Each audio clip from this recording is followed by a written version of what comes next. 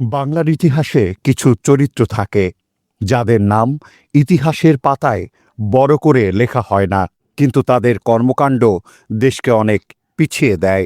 Lieutenant general Masud Uddin Chowdhury তেমনই একটি নাম।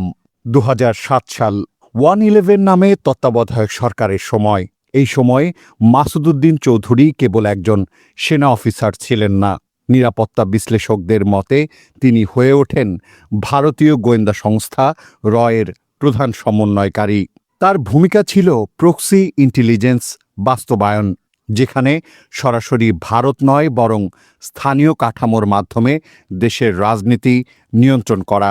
লক্ষ্য ছিল একটাই, ভারত বিরোধী শক্তিকে সমূলে উৎপাটন এবং দিল্লির এজেন্ডা বাস্তবায়নে সক্ষম একটি শক্তিকে সামনে আনা। দিল্লির তাবেদার হওয়ার কারণে অল্প কিছুদিনের মাঝে তিনি ফ্যাসিস্ট শেখ হাসিনার বিশেষ আস্থাভাজন ব্যক্তি হয়ে ওঠেন। বাংলাদেশের অভ্যন্তরে তিনি ছিলেন দিল্লির ভয়েস, আর এই ভূমিকার বিনিময়ে ভারতীয় গোয়েন্দা সংস্থা তাকে নানাভাবে পুরস্কৃত করেছে। তিনি অর্জন করেন অস্ট্রেলিয়ায় হাই কমিশন পদ। সেখানে থাকা অবস্থায় পলাতক আওয়ামী লীগ সরকারের সময় তিনি ৩ দফায় নিজের চাকরির মেয়াদ বাড়িয়ে নেন। অবসরের পরে সেই সরকারের ছায়াতলে ঢাকায় গড়ে তোলেন একাধিক ব্যবসা, এমনকি তিনি সংসদ সদস্যও নির্বাচিত হন। গত ২৫ আগস্ট ২০২৫ তারিখে মাসুদ উদ্দিন চৌধুরী সহ ৩৩ জনের বিরুদ্ধে ১০০ কোটি টাকা অর্থ পাচারের অভিযোগে মামলা করা হয়। কিন্তু প্রশ্ন হল, তাকে কেন এমন ধরা হলো?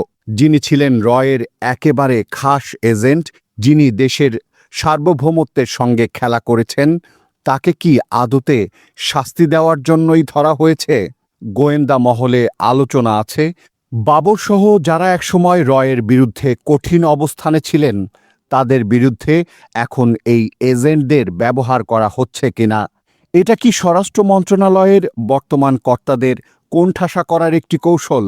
এই প্রশ্নগুলো এখনও অনিশ্চিত, কিন্তু ইতিহাস বলে যারা একবার রয়ের এজেন্ট হয়ে ওঠে তাদের নিঃশর্ত শাস্তির চেয়ে কৌশলগত বিনিময়ের সম্ভাবনাই বেশি থাকে।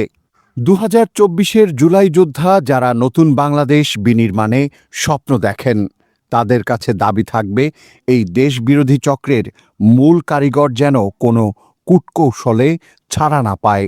দেশের সার্বভৌমত্ব রক্ষায় মাসুদ উদ্দিন চৌধুরীর মতো ভারতীয় রয়ের স্লিপার এজেন্টদের চিহ্নিত করে তাদের অধিকতর তদন্ত ও শাস্তি নিশ্চিত করা এখন জনতার দাবি। এদের শাস্তি নিশ্চিত হলে বাংলাদেশ অভিশাপ মুক্ত হবে, নতুন প্রজন্ম শিক্ষা নেবে।